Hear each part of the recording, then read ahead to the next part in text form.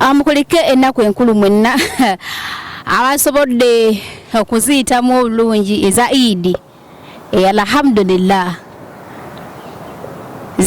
Bezayisiza obubi nga I think ndi omu ku abo katulinde Christmas obanga omanyi nti tewampise ku Eid Christmas tonsubira kuyita. So mbalamusizaako mwenna bannayuganda bannaffe abatulaba yonna gye musinziirira abalwana mu UAE mpozi n'ensi endala ez'enjawulo mbajjukiza nti amannya agange yenze Nyondo Rozet omu ku baweereza abamu aba Nyondo Media nga tukosa Facebook, Twitter, Instagram, TikTok ewamu ne YouTube channel gonna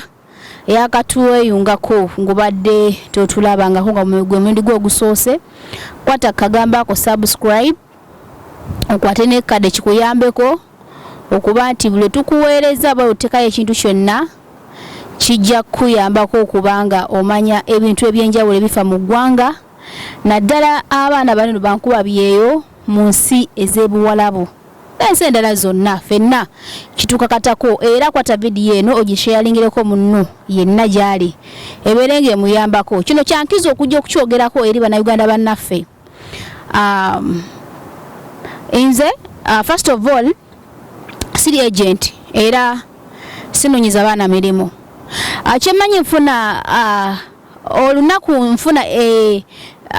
messages ezitaka wansi wa 5-7 ng'omwana gye nagamba bampadde ku namba yo nti osobola okunfunira omulimu. Waliwo mirimu ki? Era kyemanyi musobola okunjulya mbagamba nti mukwano ze siri agent era sikola kisinonya mirimu. Okuleka mpozi singa waliwo omuntu abeera ngambye nti wano twetaagawo omukozi ate nga tekiriko commission. Awo wenonye omwana engamba nti oba waliwo banteka ku status omwana bwajja ne muga waliwo akalimu kwa nteka kola kiti kaliko commission era bukyanga mbeerawo wobanga gy'oli nga nali nkuwaddeyo omulimu gwonna ne nkusaba commission oba gye bakutene bakusaba commission nga ate nakugambye tekuli commission kyetaaga nojja mu comment section nonnumiriza nti Nyondo nali nkuwadde ku commission mwafunira omulimu. So kyekiringa babegakaawo nafunye mwanyinaze of course Munnayuganda eyangambye Rozet osobola okunyamba olinayo ku baana b'omanyi abaagala okukola tutagayo ku abaana nga 10 oba tuna event naye bangambye ngezeko kunonya ku baana. So oba olinayo ku abaana bonna mbadde nkusaba obampe. Kye nasoose okumubuuza nti omulimu ogwo guliko commission wammeka?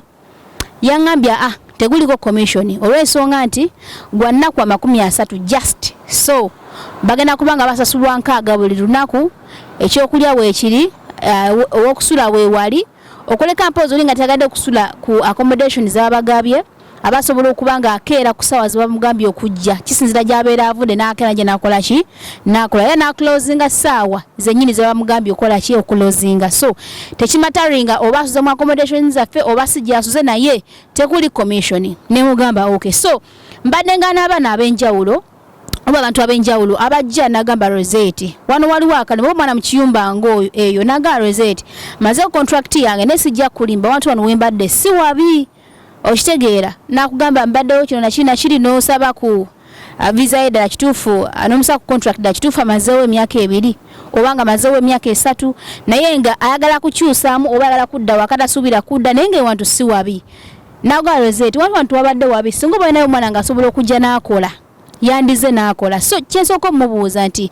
weetaagayo sente mmeka weetaagayo ka commission tinedda Rozet setaaga commission wabula ofunye omwana n'omuleeta n'akola kubanga wabadde walungi si wabi bakaba bange bansasula mbadde mpisibwa bulungi. So kyandibadde kyankizo singa tufuneyo Munnayuganda munnaffe n'akola ki n'akola okubanga abaana gye bali abatalina mirimu.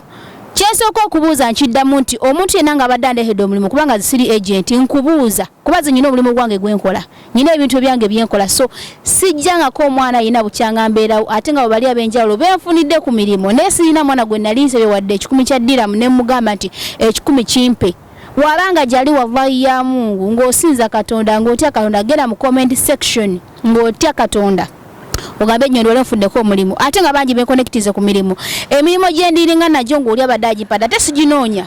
abaana be banoonya kubanga baba bakimanyi nti of course ina platform nene tulabika abantu bangi era abamanyi nti osobola okuba n'abantu ab'enjawulo so ensonga lwaki oli ajja jenna nga Rozet waliwo akalimu kaakano naye olinayo k'abaana bosobola okumpa ne bakola kyensooka okumubuuza nkiddamu nti omulimu guliko commission teguliko commission ogubanga guliko commission muga mukwano sirina ne waŋŋamba nti tekuli commission so era kyekiringa omuvubuka omulimu gwe yampadde ogwe mbagambyeko gwa 100 najja ku live zalinga 3 era bw'ogenda mu live gye ziri already ku Facebook ziri recorded gye ziri already ziri posted bw'ojja ku live ezo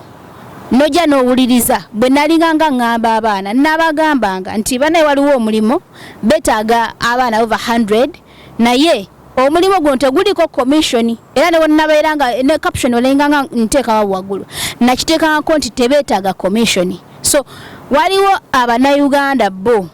ba agents waneno bo abakola olukujjukujju bw'alaba ng'okoze post efaanaganako bw'etyo ye ng'anoonya abaana be bw'amala obbanoonya n'abagamba nno nyinawo ddiiru nyinawo omulimu bweguti ne bweguti ne bweguti naye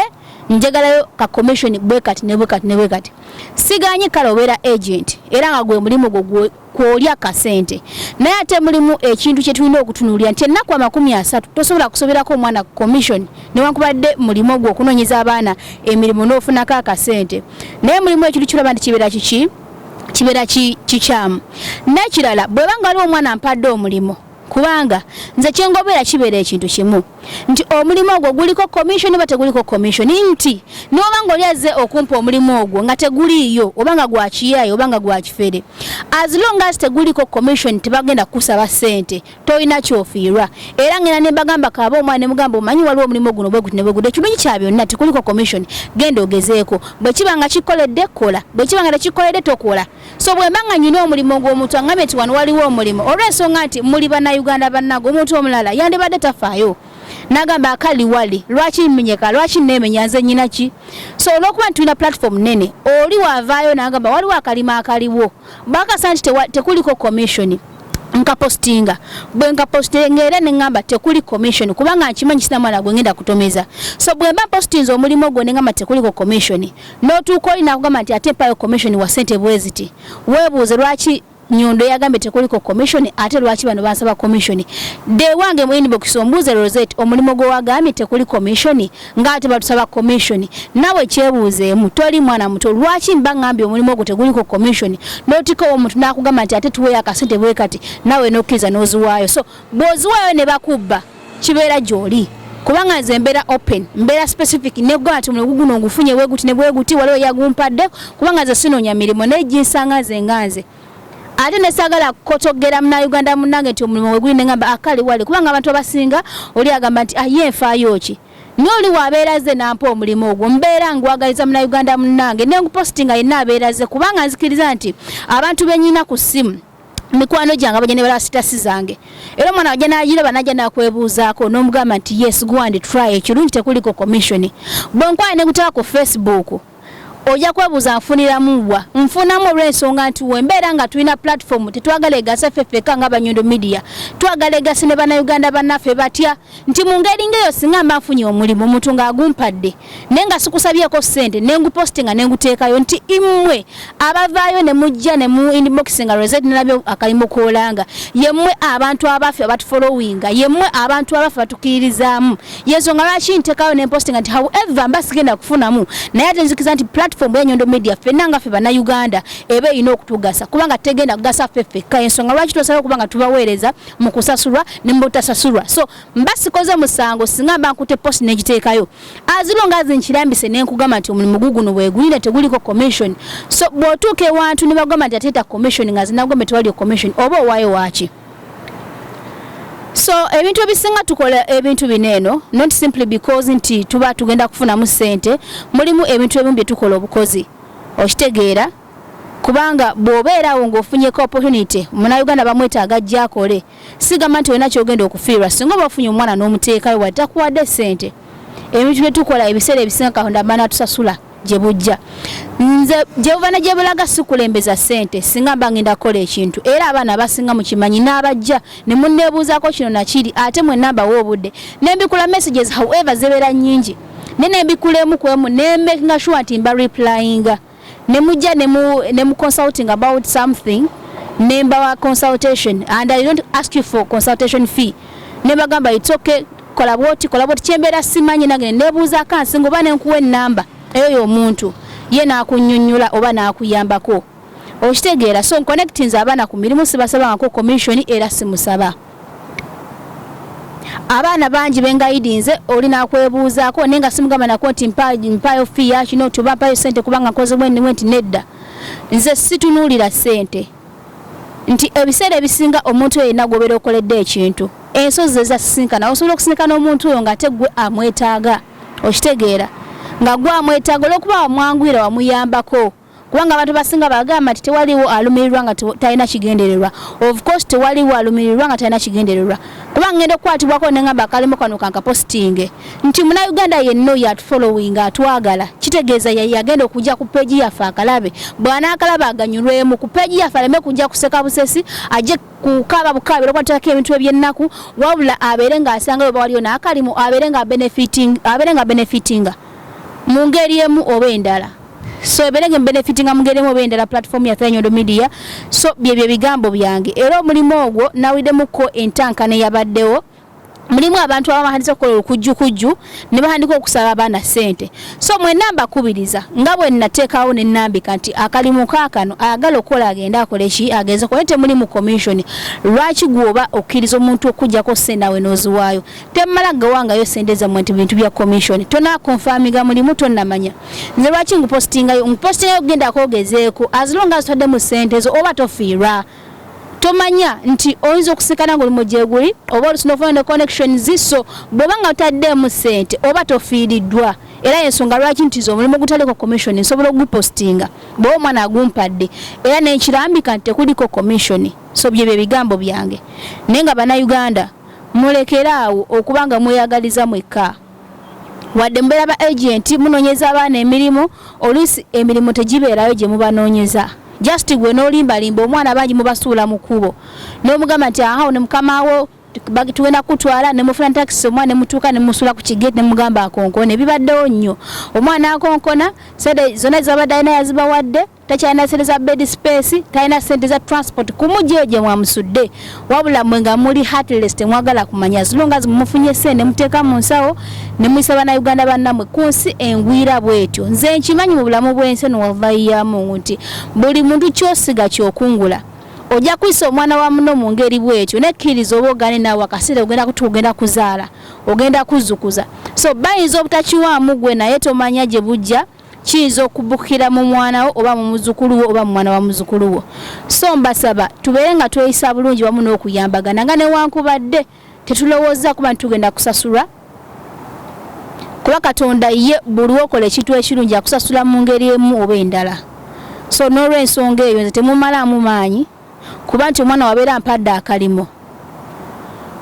kuba nafunye messages zingi baba ne bajja ne bangamba mu inbox Rozet nga batusabye sente ne bagambirawo temulina muntu ina gwe munakola ki kuwa sente kubanga nzi yampadde omulimu nangamba guguno nesikutogera bannayuganda bannage nage nengutekayo nengamba kalimo kaka nti kaleko commission oli wakusaba commission towaayo commission kubanga bakirambise nti omulimu teguliko commission lwaki okwata kwasere n'owaayo zibeera zikumenya bagombe teguliko commission. So nze nyina omulimu gwange nga wembagambye nekolera ebintu ebyange nze nkola akasente akange mu bulungi okitegeera mu bugubi tinewemba nga ndi mulwadde era ngezaako okufuba nti nkola ki nti ntetenkanya wano nawali era nga nebaza mwenna abaana batusupportinga ku products zaffe za Nyondo Glim mukola kyamaanyi nnyo mutufudde kye tuli abaana bali Abu Dhabi, Alain, Al-Quds, Ras Al Khaimah, Sharjah, Dubai yonna gye muli abatuwagira n'abali awabweru wa UAE mukola kyamaanyi nnyo mutufula okubeera nti tuli contented akasente kenfunaako kenkola mummwe ate nga ngakola mu bulungi mbeera contented nako. So sigenda kwetika mu bintu bye sisobole kuba nyinako omuntu yali ambaliddeko nangamba Rozet abaana bakwesiga osobola okukola obuntu bw'egenti bitwala tugende nedda nze kinnuma okuba Munnayuganda munnange omulimu ne mugati omulimu gugwo mpa sente kinnuma era ensonga lwaki nti nyina benconnectize nga bwe nakibagambye naye sibasabangako sente. So njagala nkola ekintu ekyange kinnekakasa kyemmanyi nti Rozet nkola ekizigo ky'omwana nti yena okola ekizigo n'odiringa naye nomanya nti ono client wange n'odiringa naye n'ofuuka nti afuna kyakola ki kyayagala kitu kyesobola kyesibamu nze obwa agent sibusobola sobola kufunya abaana mirimu ate simanyi malo basabe sente simanyi okola biki so kibi nnyo ebintu ebimu tuyambengako buyambi tuleme kulowooza nti buli kimu tulina okuteekamu sente buli kimu balina okutuwa sente buli kimu tubeere nga tukolera sente akalimo kannaku 30 kyokka otandise nti osaba sente nowabanga waliwo omulimu gubaguzize kuba omuntu asobola okugamba omulimu maybe nga yayina intentions ze bwe nkugamba nti waliwo omulimu gwe bampadde guguno teguliko commission towaayo commission gezaako okulaba nti ocommunicatinga olaba ogwo omulimu kituufu gyeguli oba onaagufuna bweguba nga teguliyo tekigenda kukosa kubanga obeera tuwaddeyo commission byebigambo byange kino nkiddamu mwegendereze nnyo okugaba commission zammwe oba okugaba sente zammwe eri abantu abafuna emirimu abasinga emirimu tegibeerayo baba baagala bwagazi sente so wano waliwo bannayuganda bangi bamanyi okwegatta n'abantu ab'ensi endala abeeru naye nga balabika nga abawalabu oli nayambala ng'omuwalabu ne wallahi nga si muloko nga si muwalabu nga si waawano ne bakola ne bu offices ne bubeera waawo kubanga nange bali bakinkozeeko ne bakola bu offices ne bakola kitinga passport zaabwe ne babi offer letter ne bakola ne bamala ne babula ensonga tuzirabyeko ebintu tubirabyeko waneno so mulina okubeera nga muli beegendereza nnyo naye nga bannayuganda munno tosobola kukirowoozamu nti maybe bagenda kunfera baali bakinkozeeko baba ne bu offices bwabwe babeera n'abasajja abo nga balinga balokongolooza mu butuufu baawano ate nga si baawano abasajja nga beeru bawalabu naye mukuva mu nsi endala ne bambalira nga abaloko baawano so oli wakutula mu ofiisi nakugamba abcd ne musaininga ofaleta kitwala tugende omwana akusaba olukumi lwa ddiramu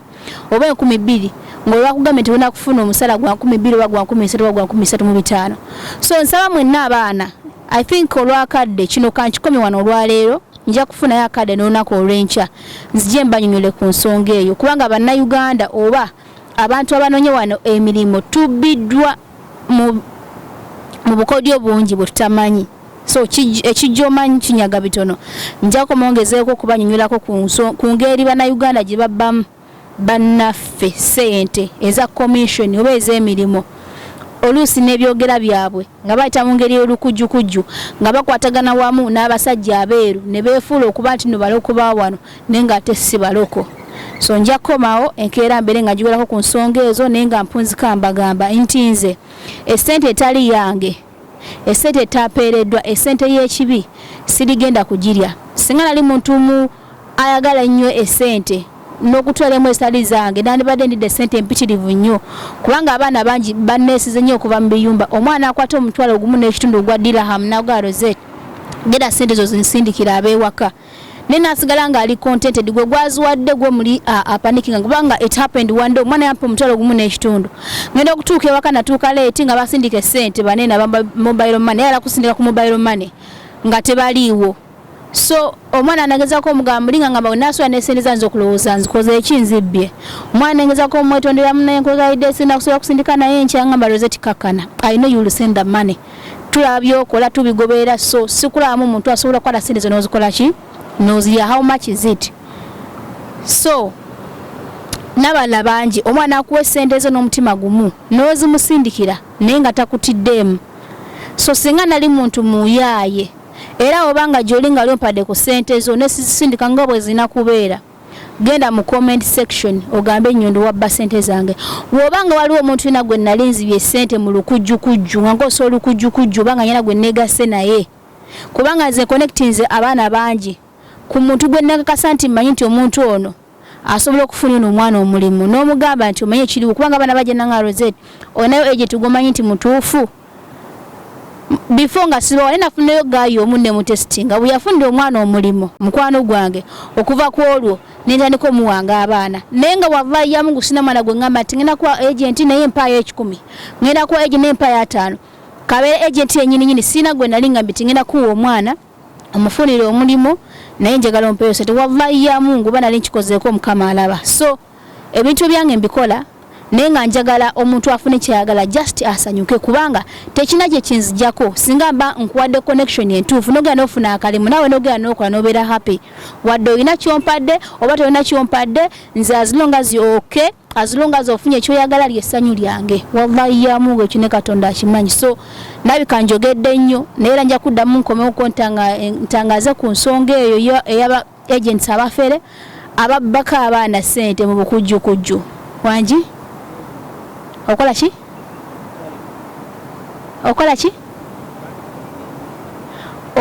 okay so badde bazijukizaamuko katonotono naye tujja kudda mu kitundu ekirala tuddemu twogereko ku nsonga yokubanga nkulu nnyo yankizo nnyo bannayuganda babbiddwa nnyo oba bafereddwa nnyo naye obanye naye gwe nali nfeze ajje mu comment section agambe Rozet nakofera nsisimula comments kebere ngambi erabika etya so atakumira mpeera abatukumire Katulangirire GKSF Travels and Best Ways Tourism banonu bwe kafulu mu kufunira visa gategone air tickets bakola ku fine reduction ne abscond removal outpass ne PCR test bafuna emirimu direct ejaba maids bafuna Dubai PCC ne Interpol letter tebakusasula kasente konna muyagala kuwebuuzako balina PRO services GKSF Travels and Best Ways Tourism basangibwe Dubai Dira City Center Achiko Business Park Building L5 office number 5 0 mufune ku simu 0523 beba GKSF Travels and Best Ways Tourism.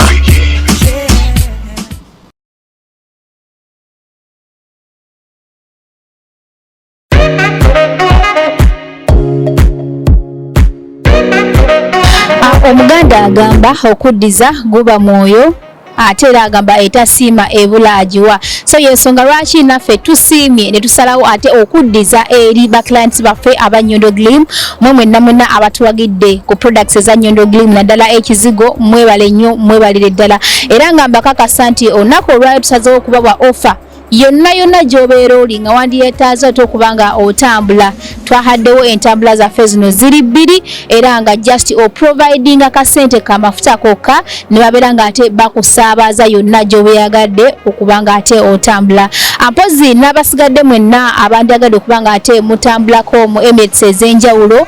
naawe oprovidingayo akasente akasaamusaamu tulina abagoba baffe babiri ate nga bali licensed era nga beegendereza nnyo ku nguudo babasaabaza bulungi nnyo okuleka mpozi naawe ng'olinayo obanga emikolo ng'egyo nga wandiyagadde okubanga ate ofuna entambula tusobola okuzikuwa ne tuteesa n'obeera nga ate ogusa ekintu kyo obanga ne badreva bamu beetaagiddemu nabo n'obeera nga ate okola nabo bannange tweyanze nnyo